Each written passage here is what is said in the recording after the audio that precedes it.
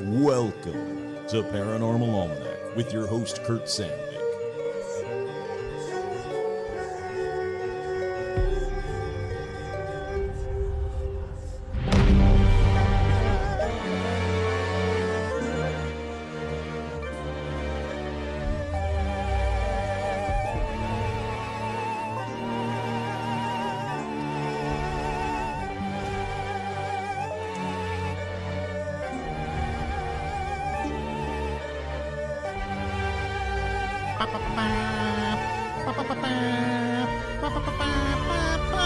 Hey, howdy, hi. That's right, I'm your host, Kurt Savig, and on this week's edition of Paranormal Almanac, let's talk all about UFOs. Nothing else, well, one non-UFO thing in paranormal news, but then nothing else.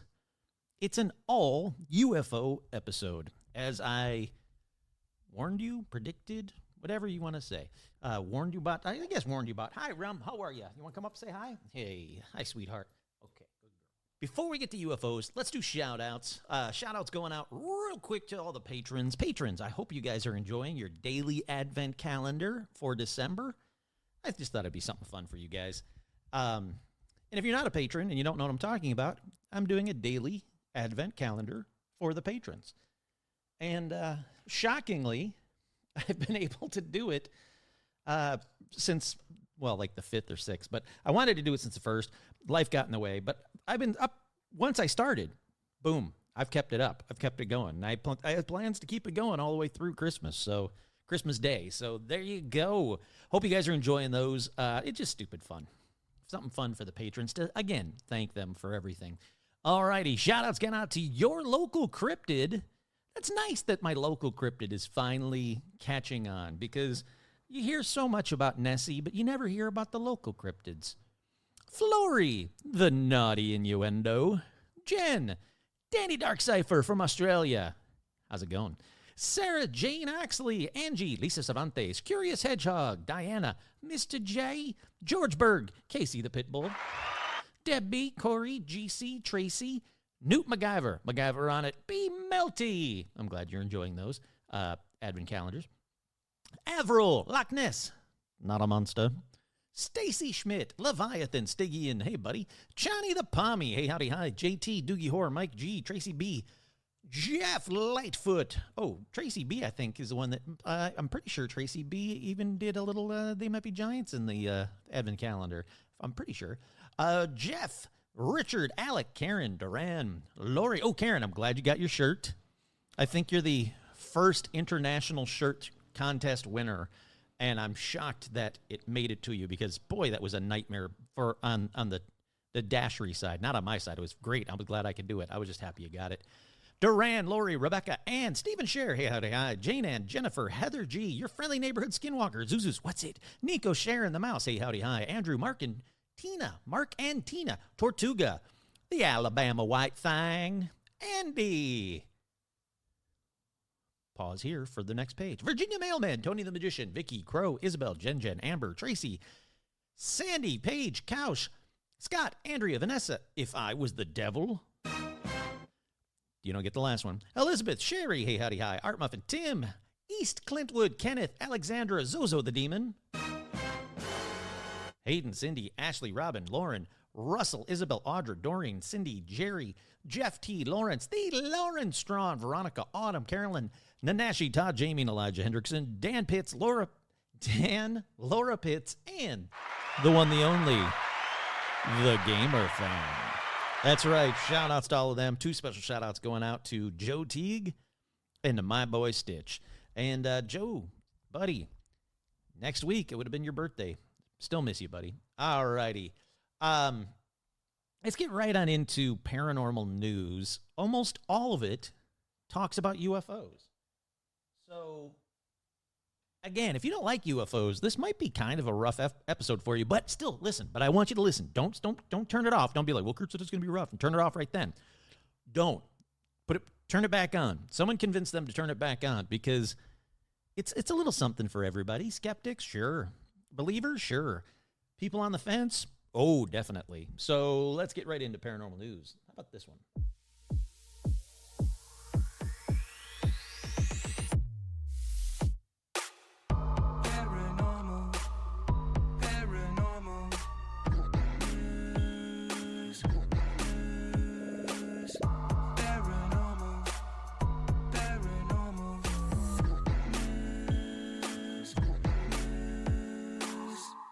Okay, the first story in paranormal news is actually two stories in a row because it is a big one. There are a bunch of sites out there saying virtually the same thing, that President Trump could reveal existence of non-human intelligent life form in the very near future. And this one is according to the DOC director, the Age of Disclosure director, Dan Farah. You know, hey, that thing that I'm going to be talking about extensively in just a minute, the Age of Disclosure, and Dan Farah believes it's only a matter of time before a sitting president tells the world we're not alone in the universe. And it might be Trump.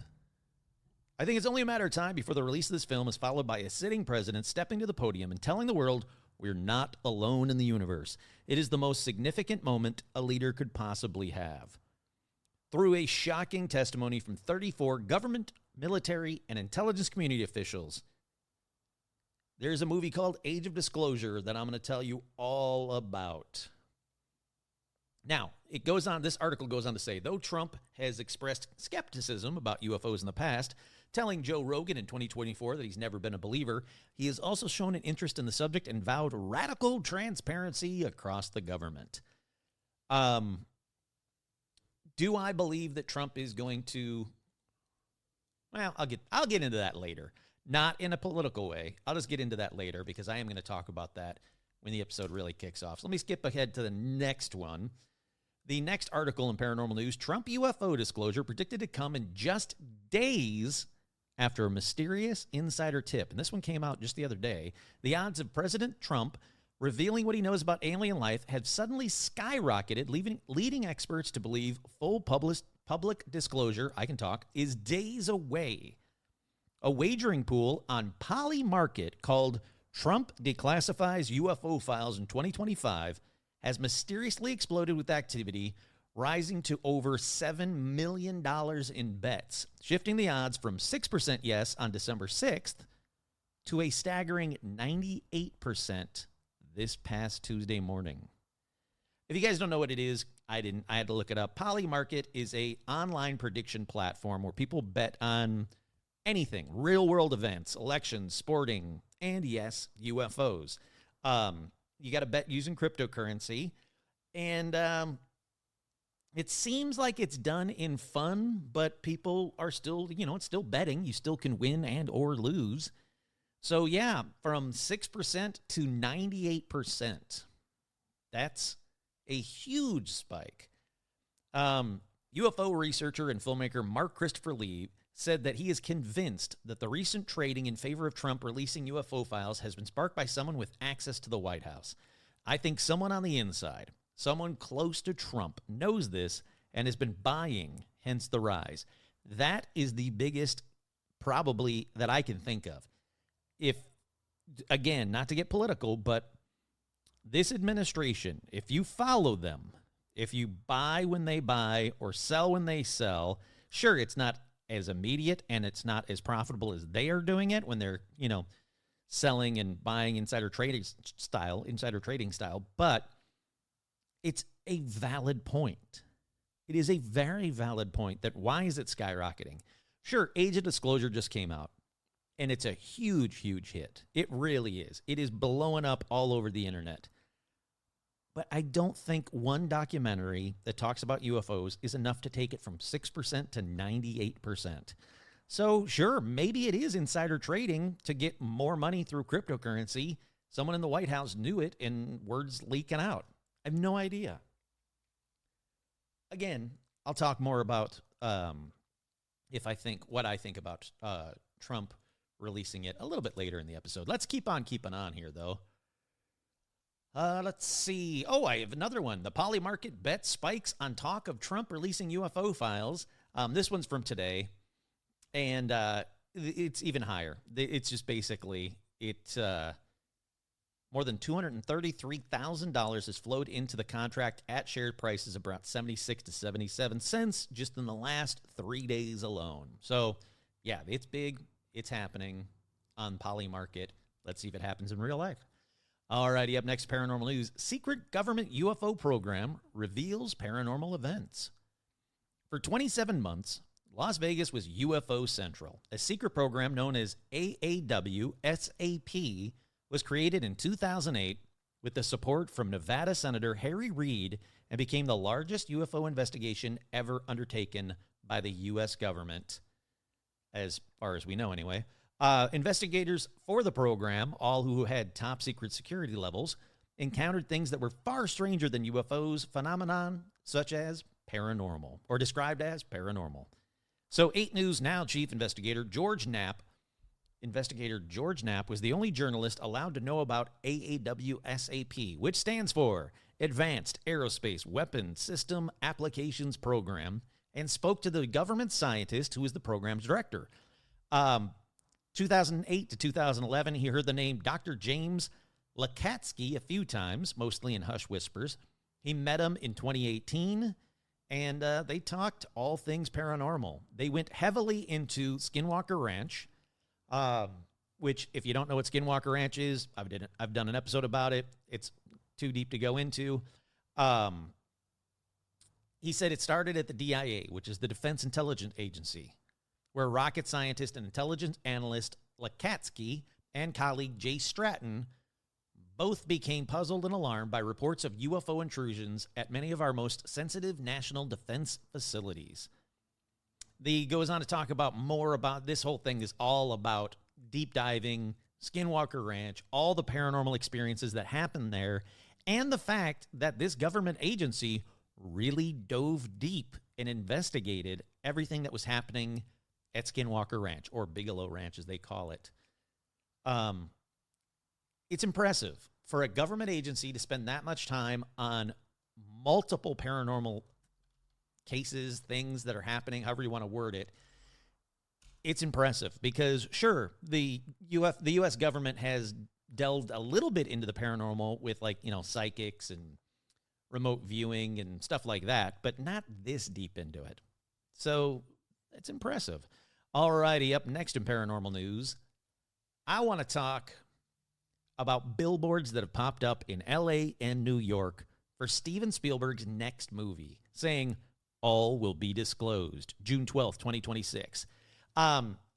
He's doing a UFO movie. He's doing an alien movie. I've talked about it a little bit. We don't really know all that much about his new UFO movie, but it's leading a lot of people to speculate, perhaps, just perhaps, Spielberg has been chosen to deliver the next phase of disclosure. There's a lot of people that think that when Close Encounters of the Third Kind came out, he had access to a lot of then classified government documents about aliens. And perhaps it was either information or disinformation towards disclosure, towards UFO disclosure. And that's why Close Encounters of the Third Kind is done so well. It is done so accurately to talk about alien abductions and how the aliens look and what the UFOs look like and what they do and what we don't do and how they connected with the government. So a lot of people are speculating, here we go. Here is the next phase of disclosure.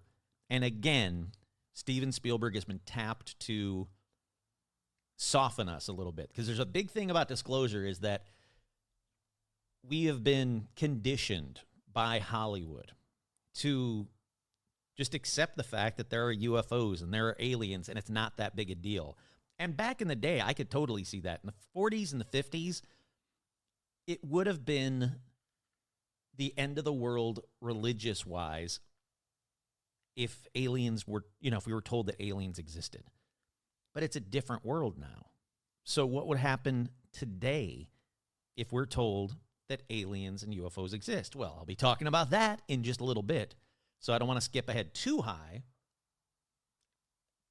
But yeah, there's a lot of people out there online that are saying, what if Spielberg has been granted unprecedented access to real UAP footage or actual UFOs or alien bodies? I don't know. I don't think anybody knows. Like I said, the UFO film is set to be released on June 12th, 2026. Beyond that, there's not a lot to know. No one even knows what the title of the movie is yet. So, yeah, we'll see. Alrighty, up next in paranormal news, let's keep on keeping on here. UFO sightings could be ... Elon Musk reveals the shocking truth about aliens. Okay. Elon Musk has jumped into the alien debate, offering a straightforward take on one of the internet's favorite topics, UFO sightings. In a recent clip that has gone viral, Elon Musk said that although strange objects in the sky often make headlines, the real explanations are usually far less dramatic. Yeah, SpaceX. He's talking about the people that misidentify SpaceX launches, saying, is this an alien? Is this UFO? Is this the end of the world?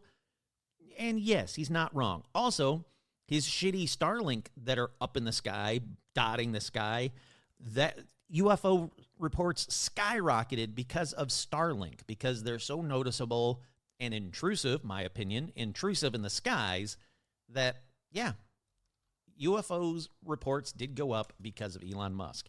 I don't think that Elon Musk knows anything more than anybody else about UFOs, but what do I know? Up next, Marco Rubio claims UFO hovered over nuclear facilities. White House was kept in the dark about alien tech. That's right. The U.S. Secretary of State, Marco Rubio, has made shocking claims. Also, in this movie called Age of Disclosure, that I'll be talking about just a little bit, he alleges that rogue governments have kept White House in the dark about the possible threat. He also said that there is something that's happening over restricted airspace, and it's not ours. That's about all I need to go into this article. But again, it is very telling that people that used to be afraid of being ridiculed or losing their careers are coming forward more and more and more, and I think it's fantastic. Okay, in non-UFO news, the only non-UFO thing about this episode, it's about the continuing saga of the Conjuring House. Blop, blop, blop. Yeah, it keeps getting worse and worse. I stand by everything I've said previously, and I was proven right that Jason Hawes did not buy the house. No bill of sale was done when all of this mess started around Halloween. So here we go. And let me just say, after this, I think I'm going to step away from the Conjuring House insanity because, damn, everybody involved in this is litigious as shit and needs to calm the fuck down. It's just a haunted house. Some people think it's not even that. Some people think it's just an old house. But my God, this drama, this paranormal drama just keeps on happening. Alrighty, this comes from WPRI.com. The Conjuring home fight sparks lawsuit against Ghost Hunter star Jason Hawes. I'm not saying this. This article is saying this. So if this is sparking something, and it has already on social media with me and the show, everybody calm the fuck down. I'm just reporting what's in the news and doing my due diligence and investigating what is happening. And again, up until this point, I've been proven right every step. I'm sorry if it angers you. I'm sorry if you love Jason Hawes. I think he's fine, and I'll talk about him in just a minute. But this article says, the Conjuring House saga has escalated.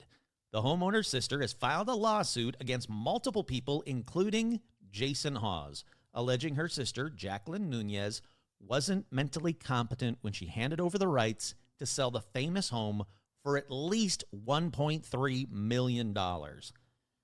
Elizabeth Greenhall of Utah is asking a I'm assuming Rhode Island, Superior Court to block the never-before-seen agreement triggered in October when Nunez is alleged to have signed over limited power of attorney to Hawes' associate, Julia DeMay, to, quote, do all things necessary with respect to the sale of the home with Jason Hawes. What it might not talk about, and we'll find out together, is that doesn't matter because the loan was bought up. The lien was bought up, I should say. Was bought up by Rife, whatever the hell his name is. I'll talk about him in a minute. But anyhow, DeMay and Hawes told Target 12 they have not yet received the complaint and declined to comment further, which is bullshit because Jason Hawes has already commented on it on video and on his GoFundMe. So, bullshit. Anyhow, the lawsuit reveals that what's been happening behind the scenes at the farmhouse, which sparked international interest last year after Target 12 first reported that Nunez fired an employee, claiming the spirit of the home's 18th century owner told her the employee was stealing. Since then, multiple famous people have been jockeying to buy the property, which Nunez turned into a successful tourist attraction before losing her entertainment license a year ago. Jason Hawes has been raising money through a GoFundMe to purchase the home and requested the social media that he, quote, save the home. The buying war erupted after Nunez stopped making payment on the loans that she used to buy the home for $1.5 million in 2022.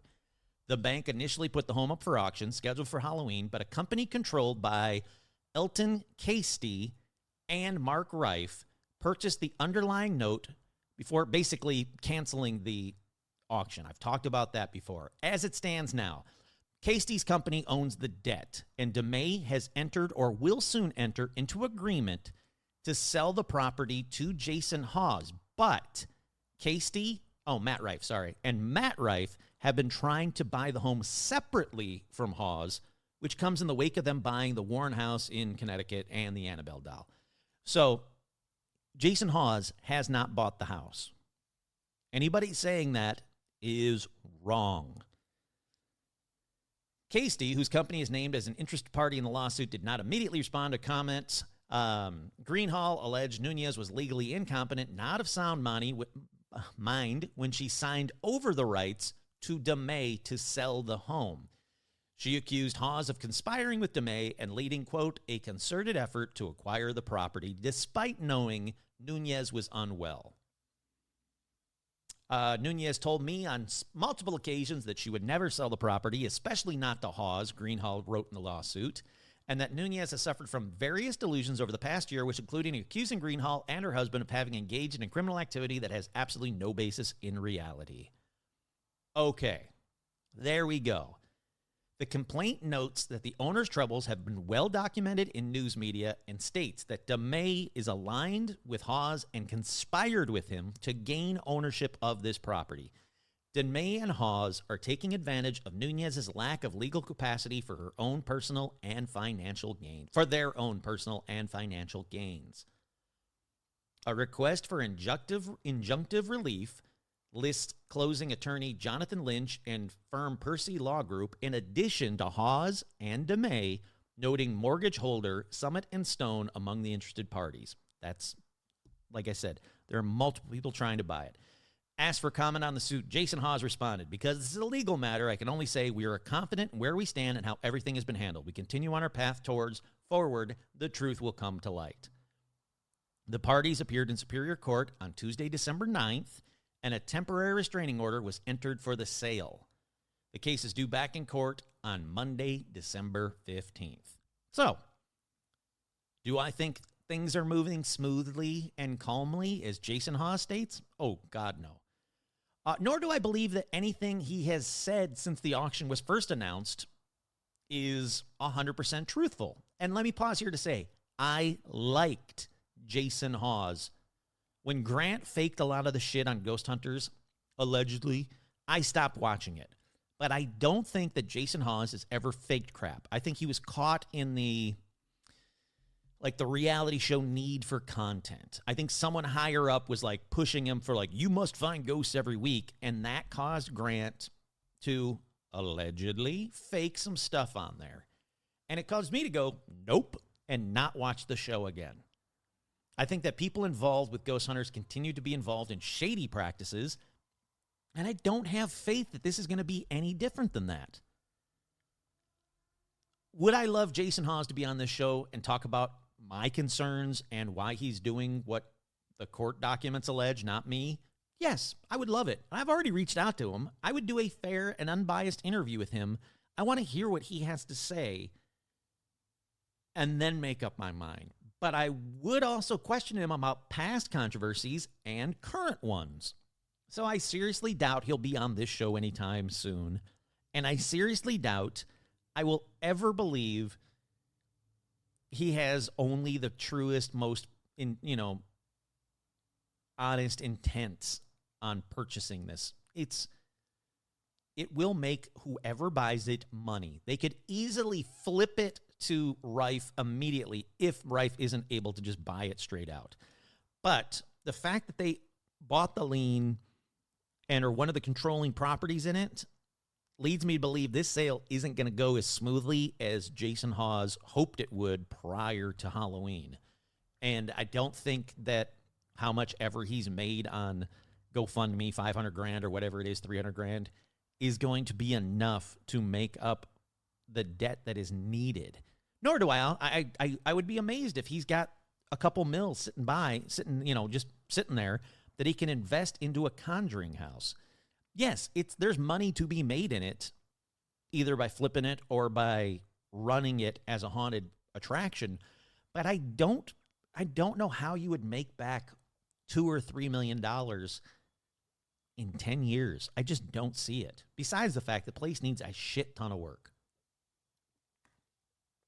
All right, like I said, I will keep you up to date in the paranormal news department, but due to apparently angering, quote, lifelong fans, I will keep my opinions to myself moving forward. You all know where I stand on this.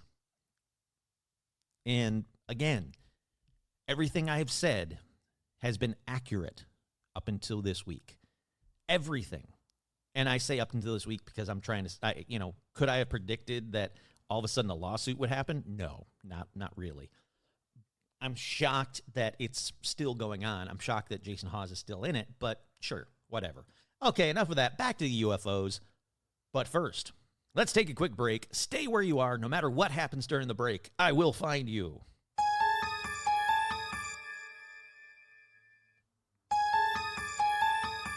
All right, we are back. And yes, this is a UFO-filled episode. Oh, my voice is cracking. This is a UFO-filled episode of Paranormal Almanac. UFOs are in the news so much so now that I had to really pick and choose what news stories I would use for this episode or the past 50 episodes. Like I keep saying, it used to be when I did paranormal news initially, it was like if I found 1 or 2 stories, great, there's your paranormal news. Now I've got to choose between 30 to 50 stories. It's insanity. So, because of that, UFOs are the hot topic. And of course, I'm going to talk about Age of Disclosure, like I said on the last episode. But I don't want to just regurgitate everything it says because this is Kurt speaking, I truly feel like it is worth the watch. It is brilliantly done. It is so informative that if I just chose sound bites from this episode, which I will, there are going to be sound bites, don't worry. But if I chose every sound bite that I wanted to from the documentary for this episode, I would basically just be hitting play on the movie and letting it be the episode. I also didn't want to just play the movie and go, yep, oh, I've said that for years. Oh, yep, see, I told you. It would just happen over and over again. Or I'd be pausing it constantly and driving everybody batshit crazy, and rightfully so. It's worth watching. If you have the means to watch it, it's on Amazon Prime. I'm sure you can get it other ways. It's called Age of Disclosure. So let's dig in to Age of Disclosure a bit. This movie is blowing up, like I said. It is selling or renting, however you want to word it, like crazy online. It is definitely a big enough hit that mainstream media is going to cover it for the foreseeable future.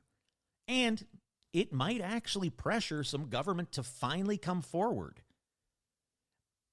Here's my bet.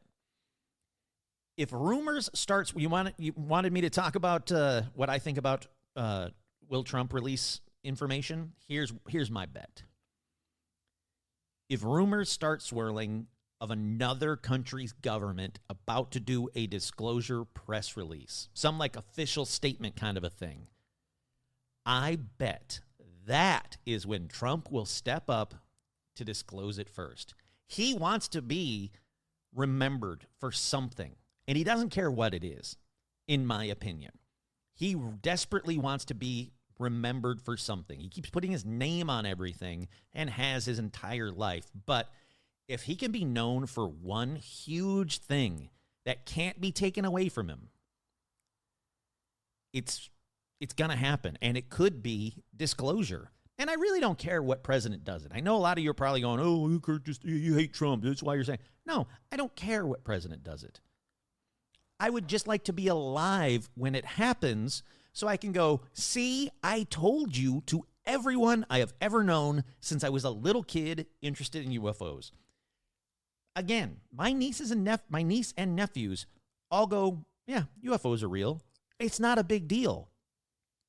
But I talk to people at a bar, like I just did last weekend, and they go, I don't know. No, I'm telling you, they came out and said this. The government came out and said, I don't know. Fuck off.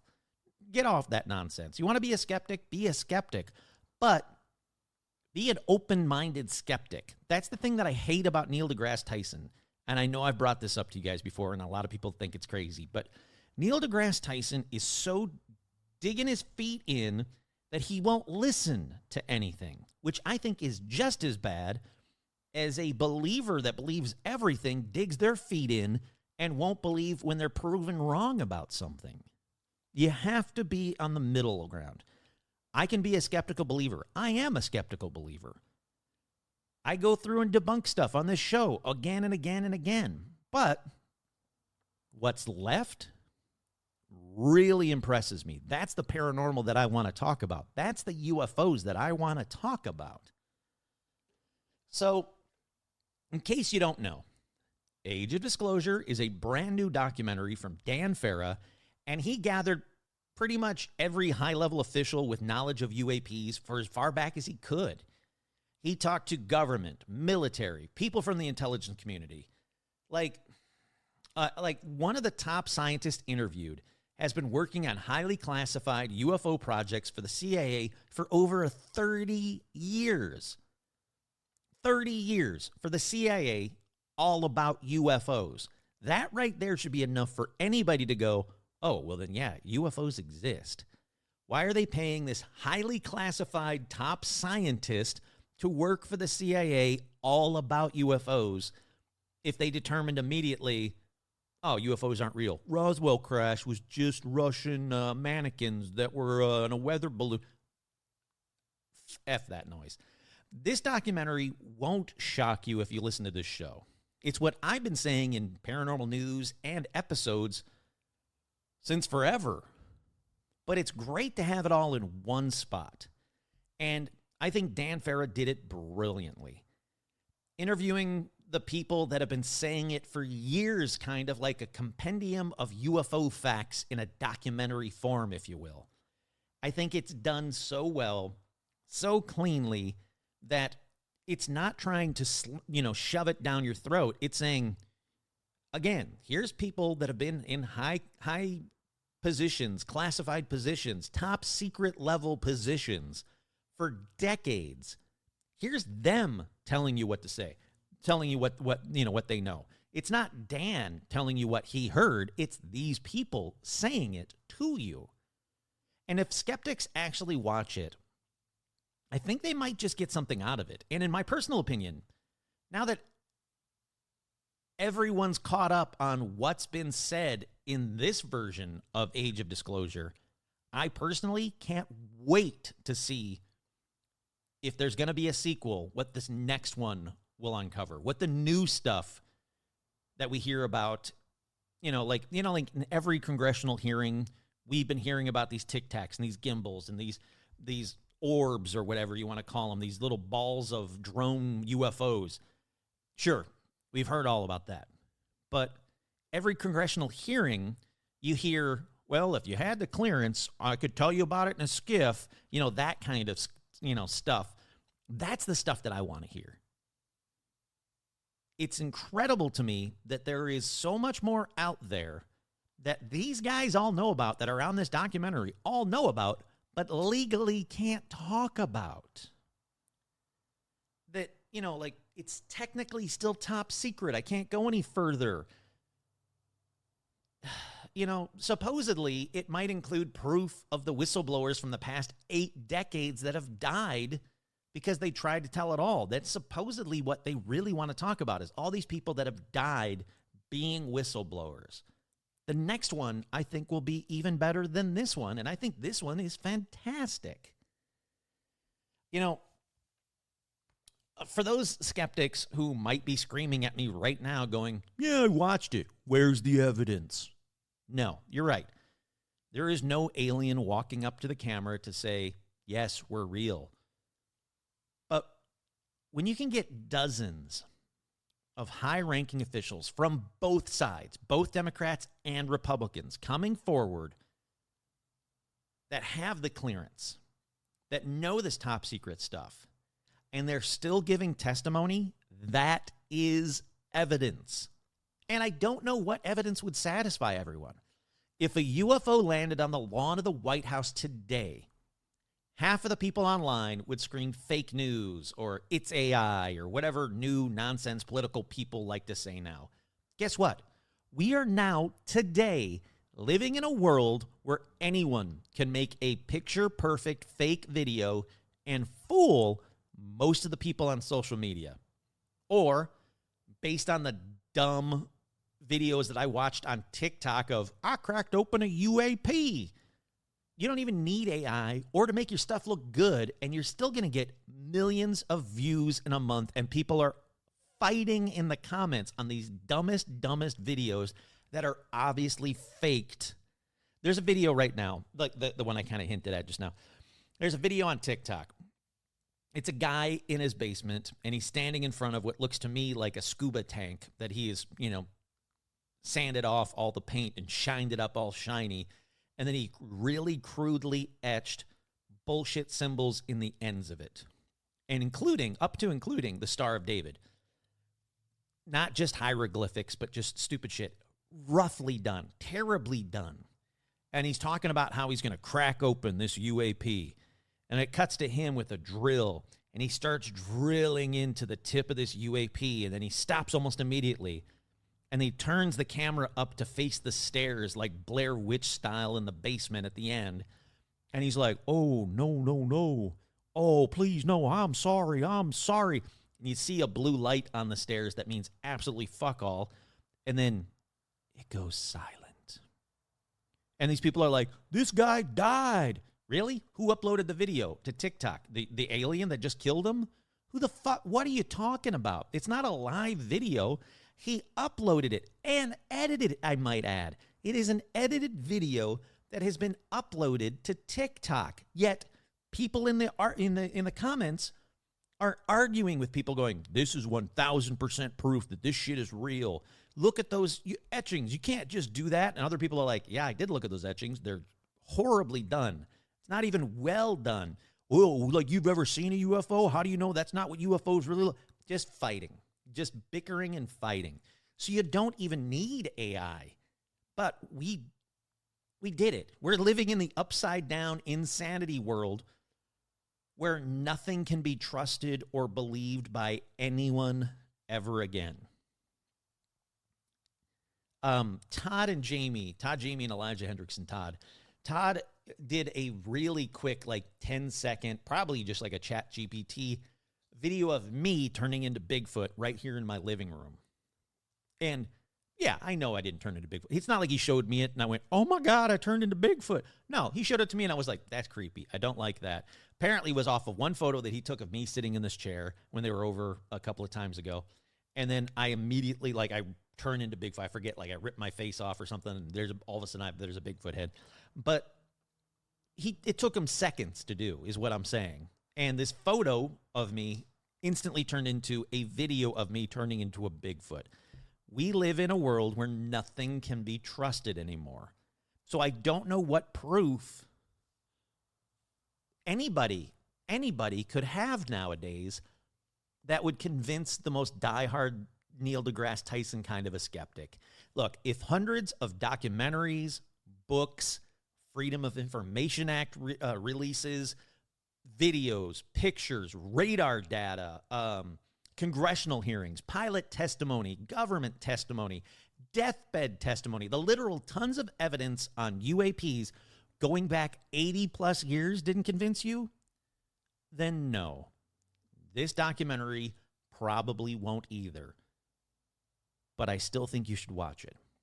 The thing that impresses me is that officials are coming forward and testifying, when 20 years ago, it would have been career suicide.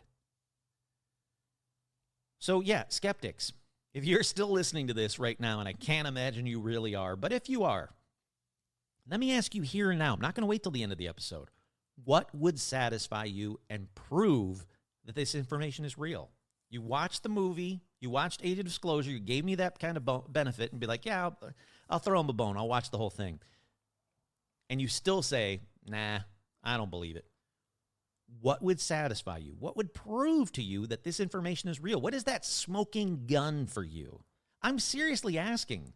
Because if you reject all of this so far, then it's not skepticism. It's straight up denial. For me, again, I can only speak for me. Age of Disclosure is like a huge rip-off of the Band-Aid that is the stigma, and it only benefits the truth. You can now come forward, and it's becoming less stigma. The stigma's still there. The discrediting is still there. It still happens. Don't get me wrong. I'm well-versed enough to know that everybody that's stepped forward in the congressional hearings are fucking heroes, but they're getting shit for it. Lou Elizondo, man, people discredited the hell out of everything for no reason. But my hope is that I don't know, I hate to say it this way, but I'm just going to say it this way. If some small town guy sees Age of Disclosure and goes, hey, that politician I like, from whatever side of the fence he's on, that politician I like says it's real, then I can tell my UFO story, and that's a win. That is a huge win for not only Age of Disclosure and the people that made it, but for the world. It honestly is.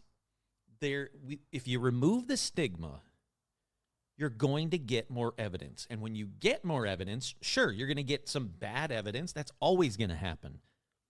But you debunk the bad, and what you're left with is even more gold, more disclosure, more good evidence. Whew. Okay. If you've made it this far, let me reward you with some sound bites and takeaways from the Age of Disclosure. That's right. I was going to pre-do it, but I don't think I'm going to I was going to do it in post, basically. I was going to plug them in later.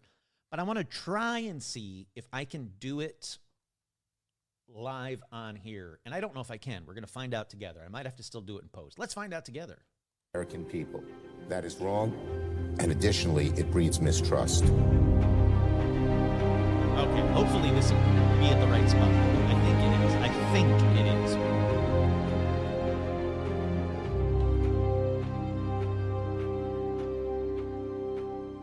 I spent 11 years in the U.S. Navy as a fighter pilot. For 18 years, I flew fighters for the United States Navy. I spent 20 years working in the U.S. intelligence community. I served as the 4th Director of National Intelligence. I spent 25 years as a senior official with the CIA. I retired from the Navy as a one-star admiral after 32 years of service. I worked on highly classified UAP programs for the government as a senior scientist. I spent 32 years in and out of government in national security. I worked 28 years as an astrophysicist on highly classified UAP programs for the United States government and for the defense industry. I'm a professor in the Department of Pathology at Stanford University School of Medicine. And for the last 10 years or so, I've been working with the Department of Defense and people in the CIA on the UAP topic. I've come to the conclusion that we are not only not alone in the universe, but we have been discovered by an intelligence from some other part of the universe. There's evidence we are not alone. Humanity is not the only intelligent species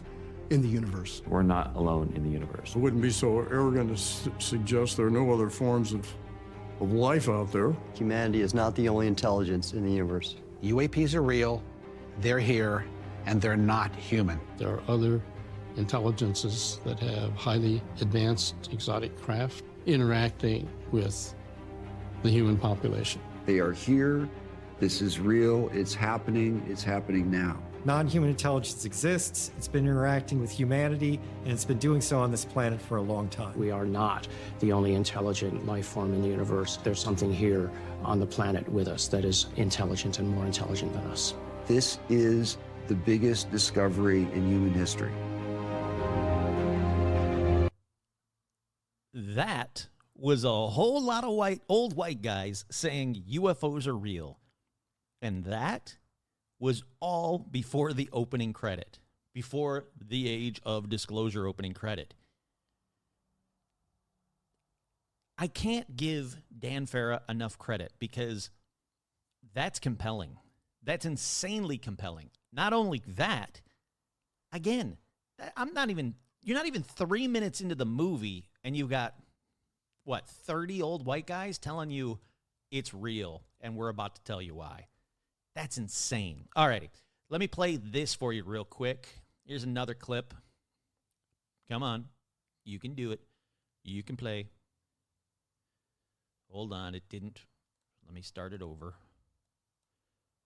It's extraordinary. And, I was fortunate enough to interview 34 very senior members of the U.S. government, military, and intelligence community. And they all collectively break their silence to reveal an 80-year cover-up of the existence of non-human intelligent life and the fact that elements of the U.S. government are in a high-stakes secret Cold War race with adversarial nations to reverse engineer this technology of non-human origin. And the stakes couldn't be more profound for us all. One intelligence official refers to this secret race as the Manhattan Project on steroids, because the stakes are so much more significant than what's at stake with nuclear weapons. That is Dan Farah talking about the guy that made Age of Disclosure, talking about a little bit, just a hint with a Deadline about why he made it. From there, we go to Lou Elizondo talking about his career. If you heard my show before, you know all about him.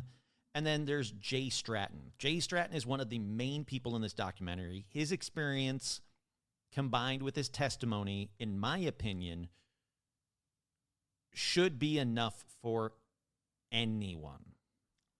My name is Jay Stratton, and for over 16 years, on behalf of the U.S. government, I worked as a senior intelligence official on the unidentified aerial phenomenon topic.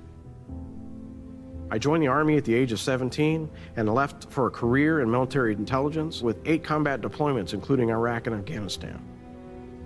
After the Army, I joined Naval Intelligence, and then I transitioned to the Defense Intelligence Agency, where I was the Chief of Air and Space Warfare inside of the Defense Warning Office. It was at the DIA that my colleagues and I started getting reports of what are now called UAP. We went all over the government, the Pentagon, every intelligence agency, anywhere we could think to try to find the UAP program, assuming there was one. As far as we could tell, no one in the United States government had a UAP program, so my colleagues and I began a new program which ultimately became ATIP. The Advanced Aerospace Threat Identification Program. I think it's here. So yeah, Jay Stratton started ATIP with Lou Elizondo. He gathered hard evidence.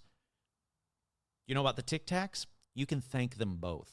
The gimbal video, thank Elizondo and Jay Stratton.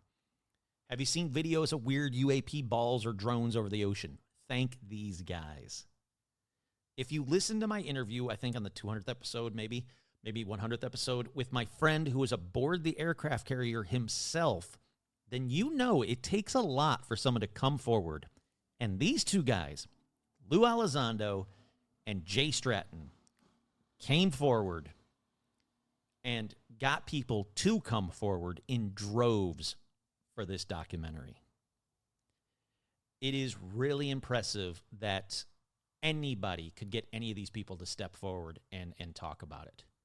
It really is. And it's very impressive that these two guys who are getting shit daily from dumb people are still coming forward and talking about it. And I think it's really brave and it's really commendable. It really is. I can't say enough about them is what I'm trying to get to. It's really impressive. Age of Disclosure also talks about UFOs shutting down nuclear sites, which I've talked about in numerous episodes. But the cool thing about Age of Disclosure, is it's not just historically. It's not just the ones that I've talked about that everybody kind of knows about if you're in the know about UFOs. I'm talking about current nuclear shutdowns or manipulations of nuclear missiles or plants. Current. It didn't just happen in the 50s and the 60s. It's still happening. They talk about UFOs outmaneuvering any manned aircraft. They talk about crash recoveries of UAPs going back to the 40s and currently happening. Again, it's not just historical, it's continuing to happen. Here is a great piece of the doc that I have to share. It's about 5 minutes long, but I really wanted to play this because it deserves to be heard in their own words. So hopefully this one, I think I've got this one set up. Yes, I do. Here it is. It's about 5 minutes long. It's incredible, and I think is a key part of this documentary and shows how logically or seriously the U.S. government is taking the UAP phenomena. One classified briefing that I gave to members of the House and Senate, where I took military pilots to tell them the story of their encounters with UAP. Those stories left them so rattled that they had trouble sleeping that night. The United States' most trusted military servicemen and women and irrefutable data from our intelligence collection systems have been observing UAP for decades. Everything observed can be categorized by 5 distinct performance characteristics. At ATIP, we call these the observables. The first observable is hypersonic velocity. Our current fastest aircraft can go roughly 4,600 miles per hour. However, the UAP we are observing are traveling at 40,000 miles per hour and sometimes faster. The next observable is instantaneous acceleration, a sudden change in velocity. At full speed, the SR-71, known as a Blackbird, requires roughly half the state of Ohio to complete its turn. What we are seeing with UAP are vehicles that can make immediate right-angle turns, instantaneously accelerating and stopping on a dime at speeds up to 10 times faster than the SR-71. If you're in a sustained fight, you can get up to 7.5 Gs. It gets physically painful over time to be under that amount of gravity. And that's just going from 0 to 200 miles an hour in about 2.5 seconds. Now think of going 0 to thousands of miles an hour in less than a second, what the force would be on your body. The human body can only take so much before the internal organs start to separate themselves from everything they're hooked to, which is usually bad. Even if it was a drone, it would rip the drone, the unmanned vehicle, apart. The next observable is low observability. All modern technology have a signature. For example, most aircraft leave visible contrails as they fly. We usually hear a sonic boom associated with the sound barrier being broken. UAP, however, leave almost no observable signatures. Our airplanes actually throw out exhaust behind it and thrust behind it to push it forward. Whatever these things are, they're not doing that. There's no exhaust, no particles coming off of them that we can see. The next observable is trans-medium travel. UAP have been observed operating in space, in air, and underwater, and they are moving seamlessly through each of these environments without any normal signature and without compromising performance. We've observed a transmedium capability of these phenomena to move from space to the atmosphere to the ocean. In the Aguadilla, Puerto Rico case, a DHS helicopter caught this spherical object flying. It entered the water and exited the water, so transmedium without losing any velocity. It goes into the ocean and makes no splash or wake at 74 miles per hour. I calculated how much force you would require just to propel a basketball under the water at 74 miles per hour, and you would need a Bezos 7 rocket motor or 2 Learjet engines. That would churn the water up like crazy. So this is a technology that's frictionless. The next observable is anti-gravity.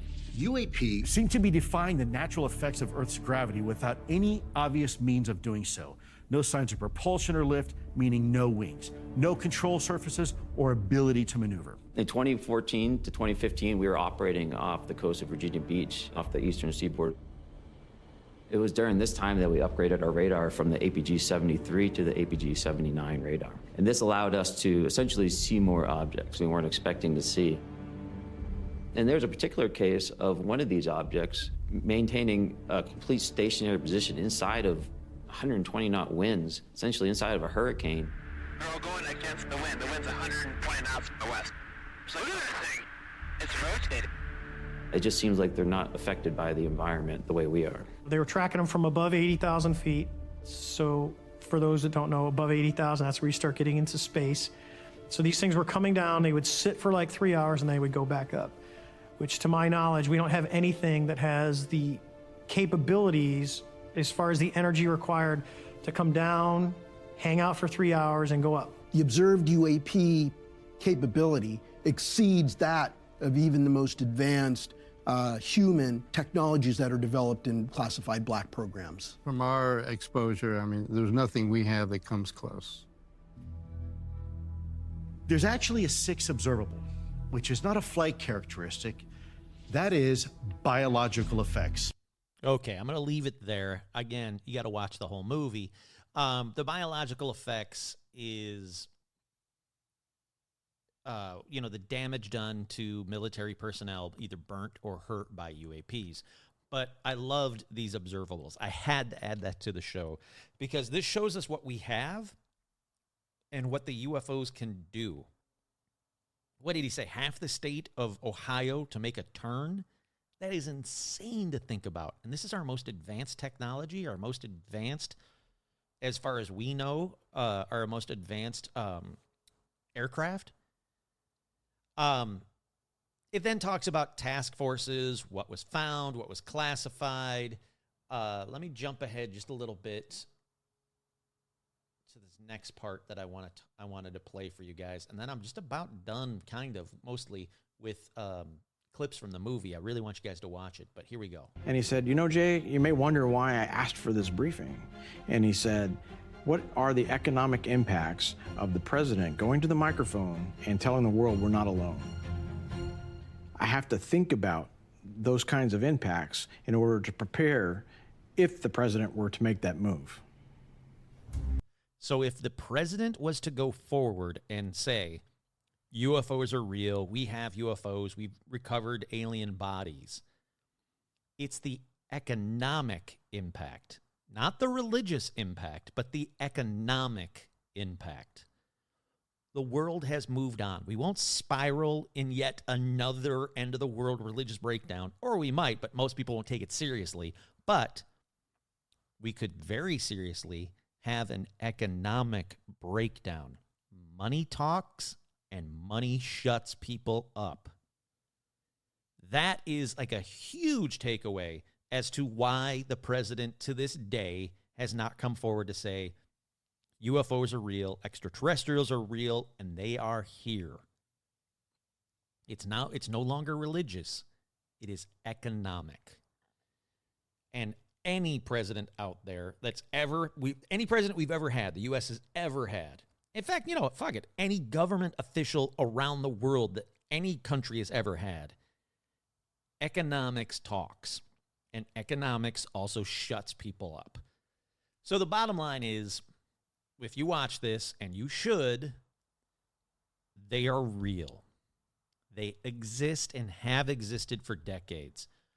Governments around the world have known about them. These Tic Tacs and gimbals and whatever you want to call them, these UAPs aren't the Russians or the Chinese. They could be reverse engineered. Sure, yeah, probably. They could be reverse engineered UAPs, 100%. But there are UAPs that are extraterrestrial. And they are most definitely real.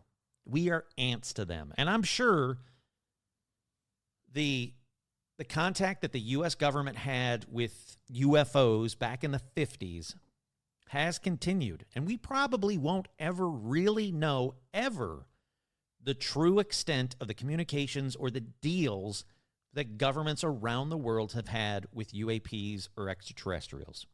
We just won't. You can have, quote-unquote, full disclosure, and you'll never get real, true full disclosure.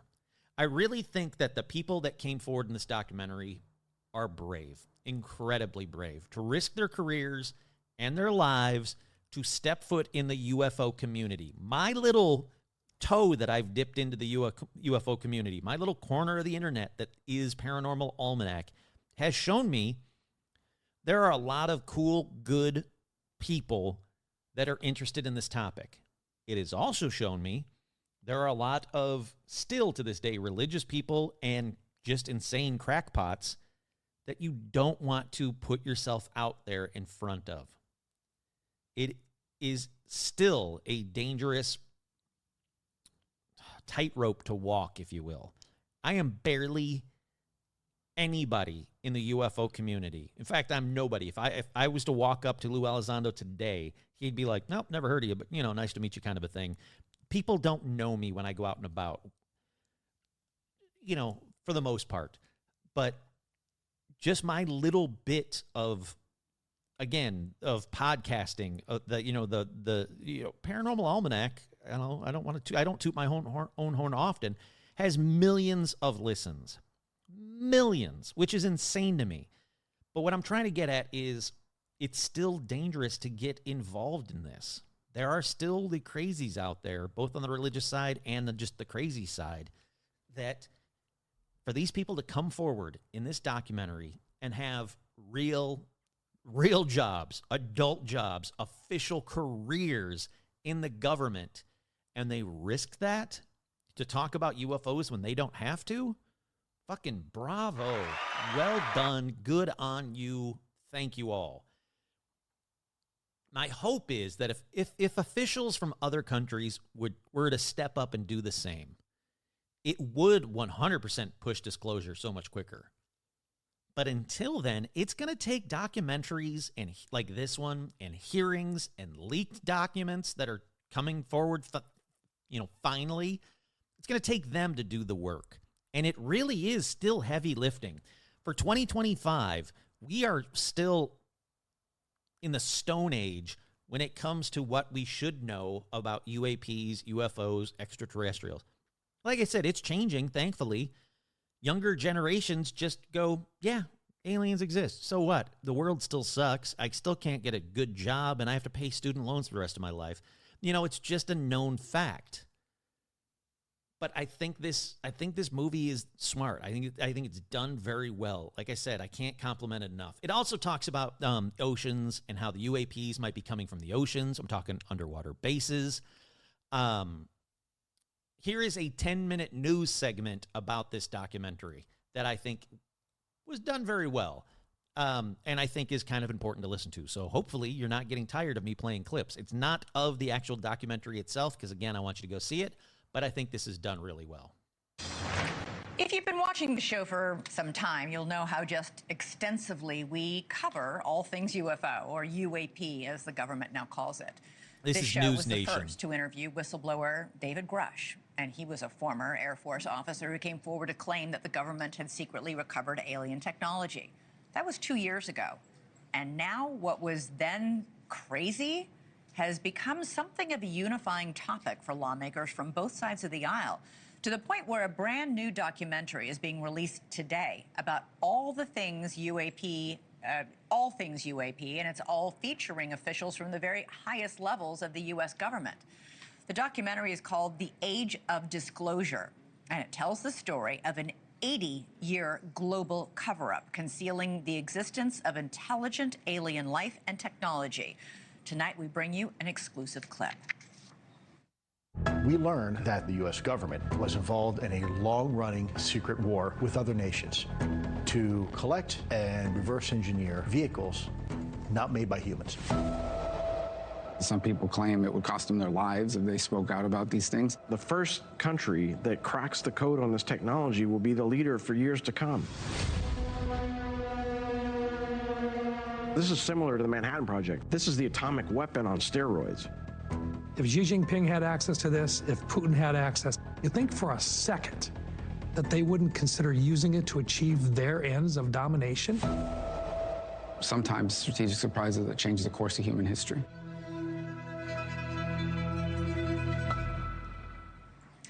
Dan Farah is the documentary's director and producer, and he joins me now. All right, Dan, I was up way too late watching this entire thing because I literally couldn't stop. Congratulations. It's fantastic. I was struck by this line from one of the people you interviewed. Without a doubt, there has never been a program before that has been so successfully kept out of the public eye as the Legacy Crash Retrieval Program. What is it? One of the intelligence officials in the film makes that statement. And, previously the most secretive program was the Manhattan Project, but we found out in hindsight that the Manhattan Project had leaks. So when this program was created, they made it even more secretive and put more security measures in place. And those security measures have ruled the day the last 80 years. The Legacy Crash Retrieval Program is something that the Air Force does for the most part. They have special units that go out to collect, to retrieve alien spacecraft that have crashed. Well, the people in my film reveal that the elements of this program are elements of the Air Force, elements of the CIA, elements of the Department of Energy, and military defense contractors. All right. For decades, they've had these units that go out, and we're not the only ones with these units that are going out to retrieve the stuff.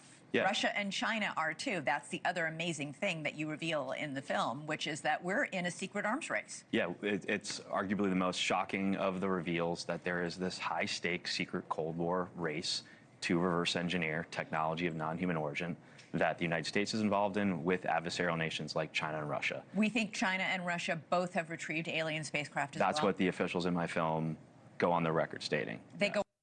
All right, I'm going to stop it there because, again, I don't want to give out everything from there, but let me hit some of the highlights.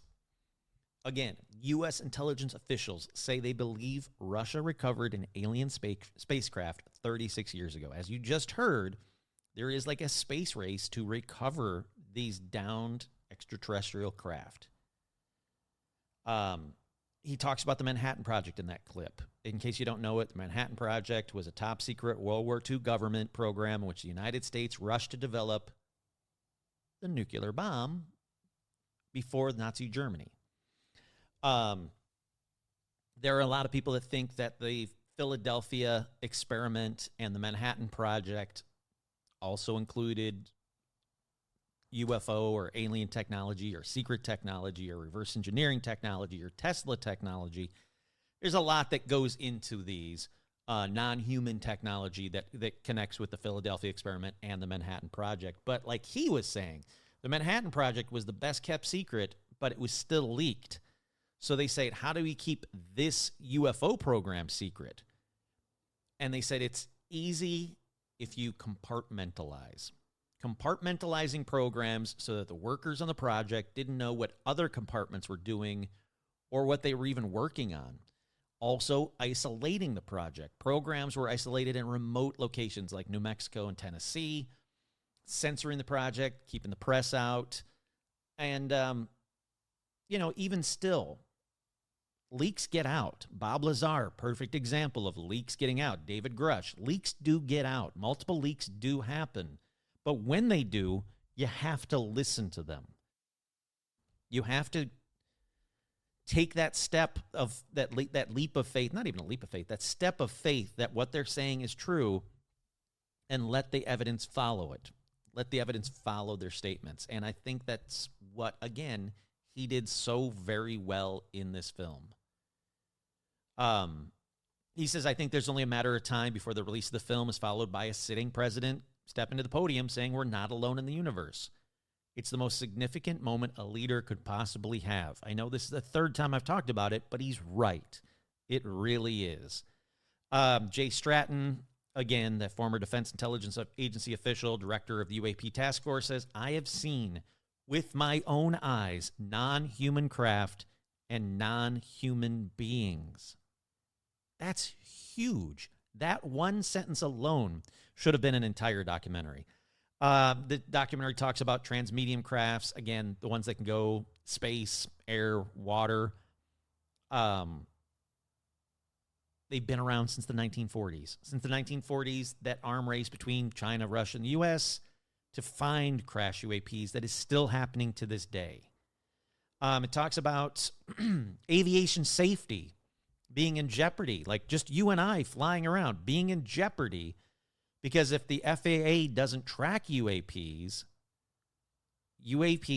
could hinder air traffic for regular people like you and I.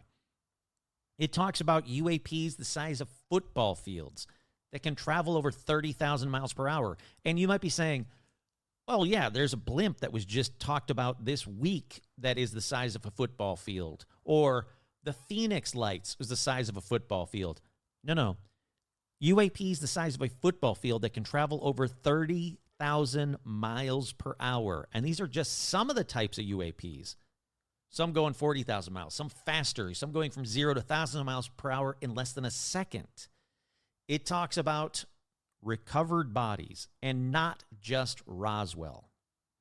According to Dr. Eric Davis, in 1989, the Soviet Union recovered 4 bodies of humanoid aliens, extraterrestrials, people, from a UAP crash site where they discovered an advanced directed energy weapon. It talks about, the possibility that this UAP technology could revolutionize Earth, everyone. We're talking clean energy sources, or the flip side of it, that advanced direct energy weapon that they recovered could destroy everything that we know. And it just talks about so much more. Hopefully, this will push you to watch the movie. I'm not getting paid a penny to promote this. It's just that good. As you can tell, I've talked about it for about an hour and a half now, or hour 20 minutes, whatever it's been, without making, stupid, as few stupid Kurt comments as possible throughout the whole thing, because it is just that good.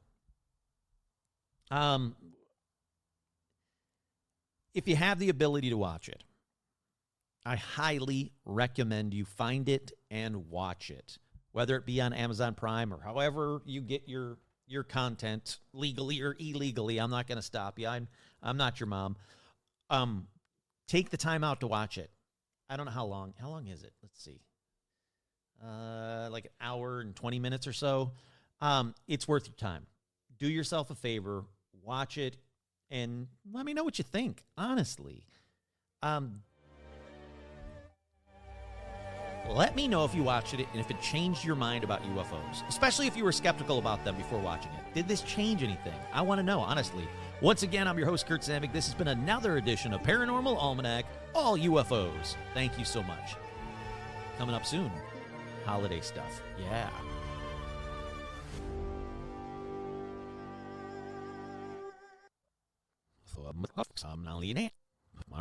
Feel serious.